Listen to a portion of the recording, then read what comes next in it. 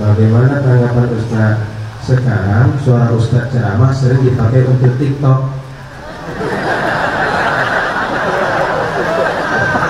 Banyak ceramah Ustaz dipakai untuk TikTok. Saya sampaikan kepada para TikTok.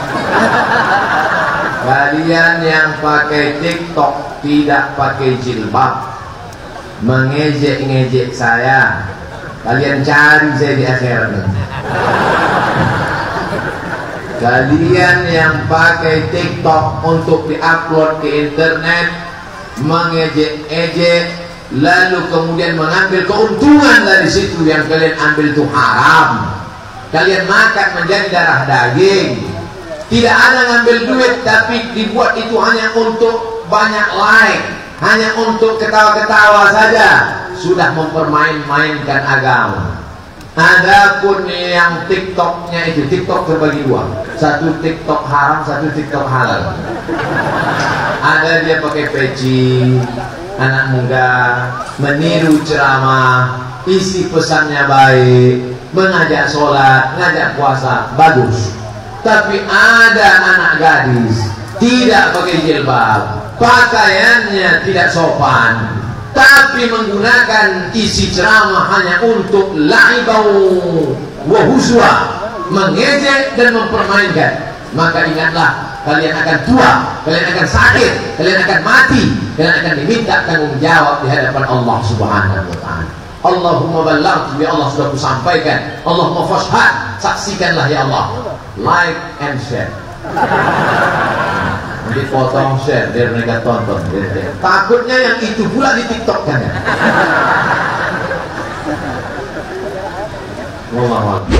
Pertanyaan terakhir Ustaz. Ya. Bagaimana caranya zakat profesi? Saya nggak paham Ustaz. Selama ini saya dengar saja Ustaz. Zakat profesi ini mesti ditulis. Saya tulis di sini, nanti ambil foto share. Baru wajib zakat kalau punya duit 85 gram emas. 85 gram emas kali 500.000 sama dengan 42.500.000. Nah, 85 gram kali 500.000, 42.500.000 setahun.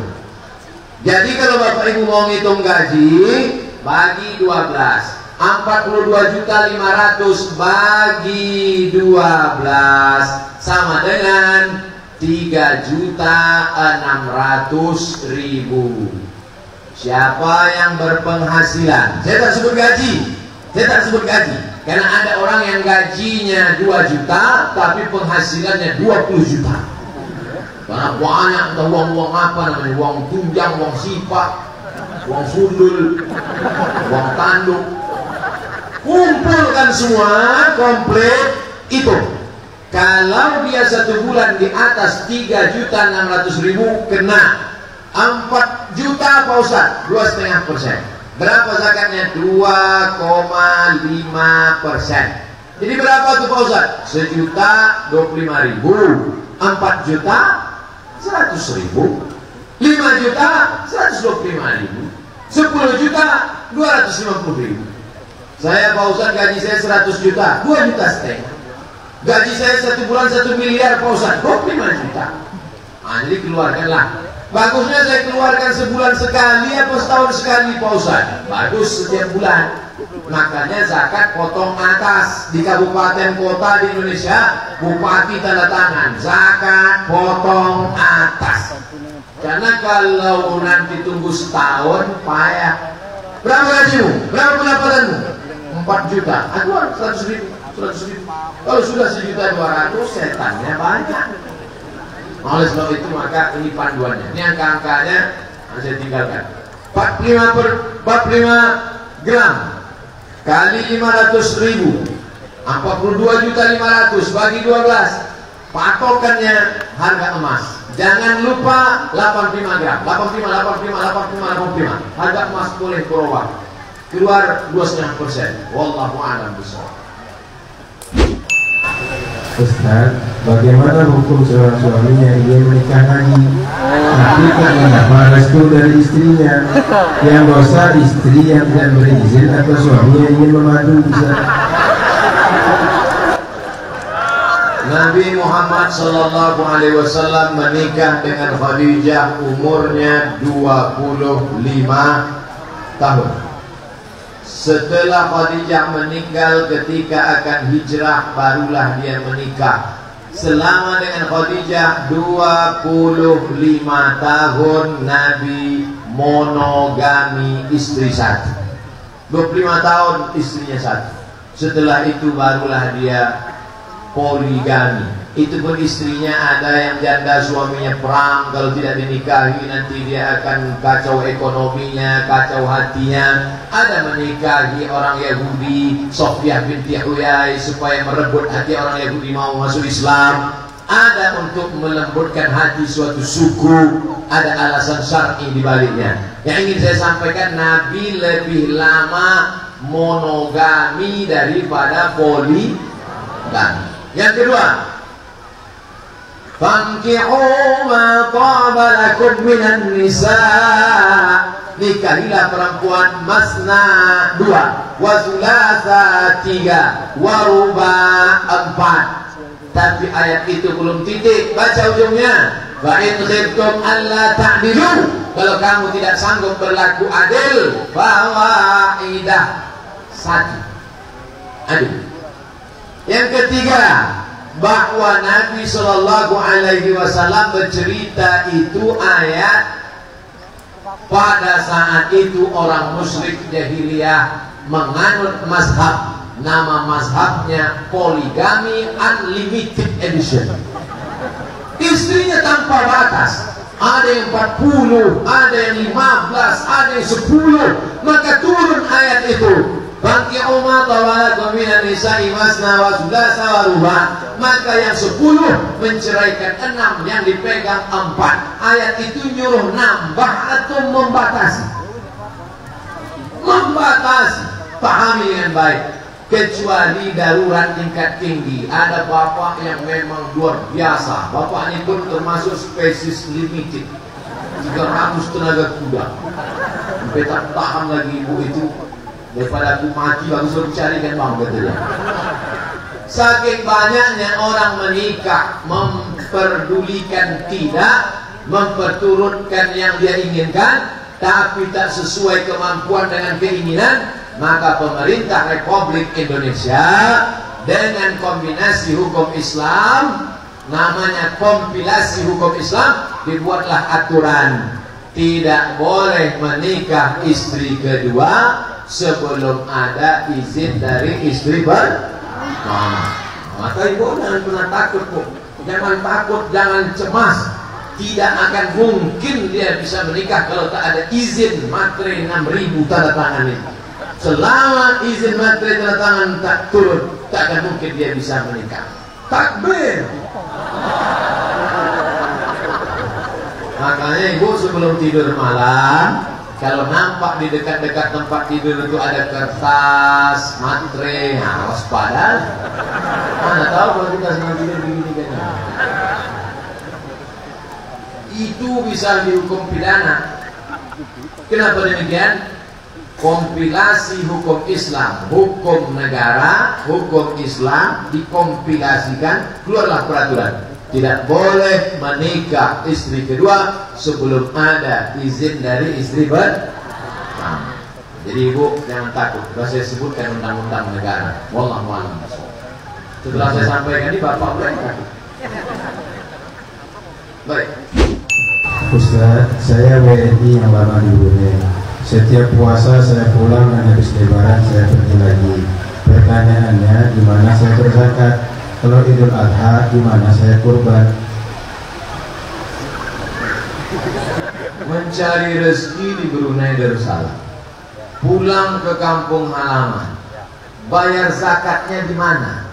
Membayar zakat itu di tempat dalilnya tu'khadhu min almiyaihim diambil dari orang kaya di kampung tempat mereka bertempat tinggal, wa turaddu ala aghniya wa turaddu ala fuqaraihim, diambil dari yang kaya-kaya di tempat itu lalu diserahkan ke yang miskin di tempat itu juga.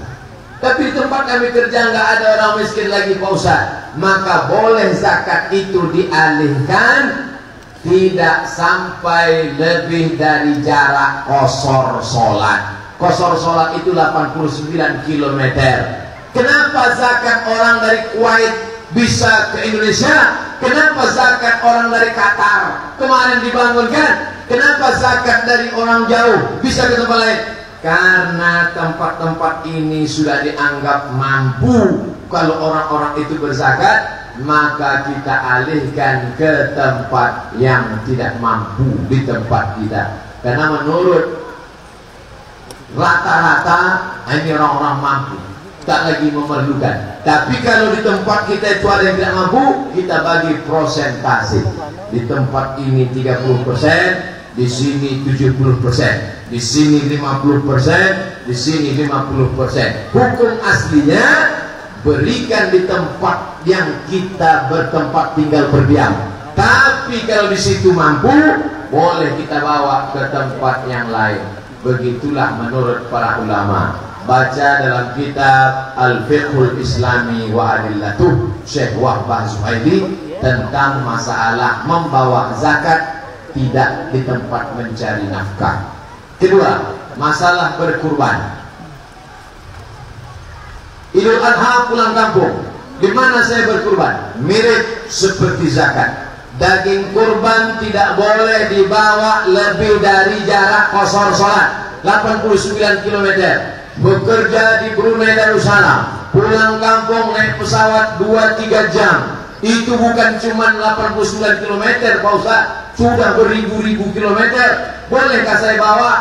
Maka di tempat orang mampu-mampu tak lagi perlu berkurban, dibawa ke tempat orang yang tidak mampu. Dalil itulah yang dipakai pemerintah Saudi Arabia. Makanya kurban di Saudi dibawa ke Djibouti, Afrika. Kurban dari Saudi dibawa ke Bangladesh, dikalengkan, dibuat kornet, dibagikan ke tempat yang jauh. Kenapa?